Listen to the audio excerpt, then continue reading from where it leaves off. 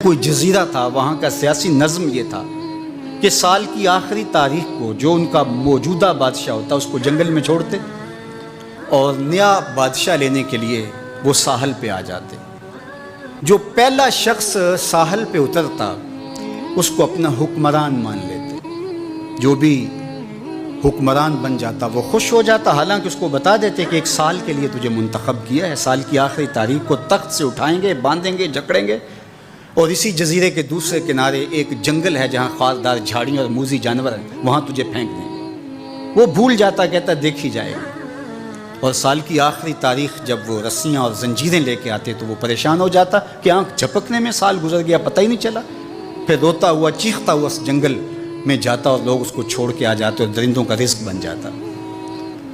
اور جو بھی آتا اس نے کبھی انکار نہیں کیا تھا۔ پہلی بار ایسا ہوا کہ جس شخص کو انہوں نے ہار ڈالے، گارڈ آف آنر دیا، تعظیم تکریم دی، سیلوٹ کیا، اس نے کہا یہ سب کیا ہے؟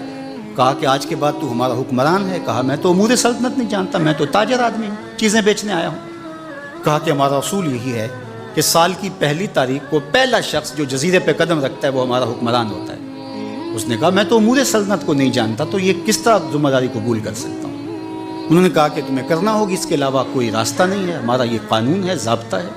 اور یہ بھی بتا دیں کہ سال کی آخری تاریخ کو تجھے اسی جنگل کے دوسرے کنارے چھوڑائیں گے جہاں موذی جانوروں کا رین بسیرا ہے۔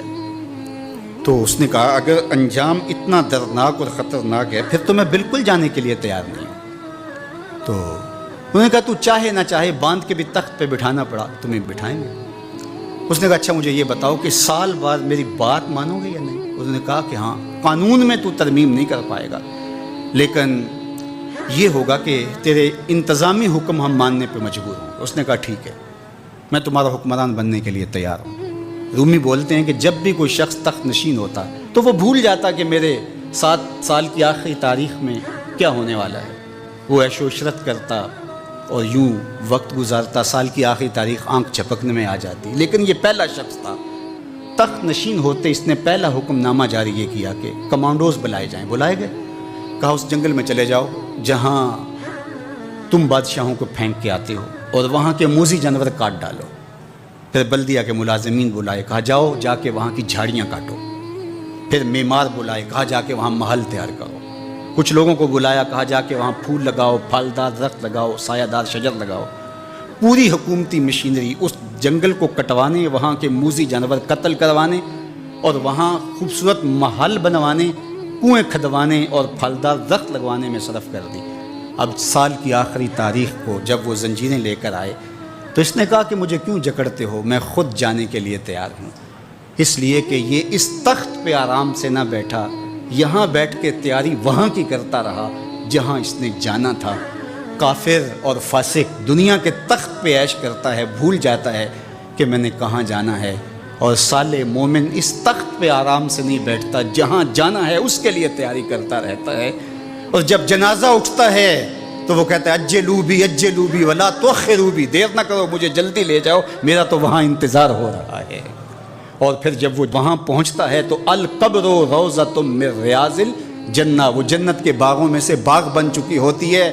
وہ سارے تھور، ساری جھاڑیاں، ساری آگ اور وہاں کے سارے بھڑکتے ہوئے شعلے بجھا چکا ہوتا ہے، اپنے اعمال کے لشکر بھیج کے۔ ہم نے دیکھنا ہے کہ ہم یہاں آخرت کے لیے کچھ بھیج رہے ہیں کہ یہیں سب کچھ لٹا رہے ہیں۔ دنیا کے مختلف ممالک میں جانا ہوتا ہے۔ تو ایک دفعہ میں اٹلی گیا تو وہاں ایک شہر میں مجھے کچھ دوست لے گئے، تو وہ چھوٹا سا گھر تھا، تو 20 سے 30 لوگ وہاں رہ رہے تھے۔ تو میں بڑا حیرت زدہ ہوا، تو میں نے کہا کہ آپ یہاں تنگ سی جگہ پہ 20-25 لوگ رہ رہے ہیں تو اتنی مشکل میں کیوں رہ رہے ہیں؟ تو کوئی بڑا سا گھر خرید لیں، آسودہ رہیں۔ تو انہوں نے کہا کہ جناب آپ ہمارے علاقے میں جا کے دیکھیں، 5-5 کنال کے گھر ہم نے وہاں شروع کیے ہیں۔ ہم یہاں کمائی کرنے آئے ہیں، عیش کرنا تھوڑے آئے ہیں۔ ہم تو چند سالوں کے لیے یہاں آئے ہیں، اس لیے ہم یہاں سے کماتے ہیں، بھیجتے وہاں ہے جہاں ہم نے ہمیشہ جا کے رہنا ہے۔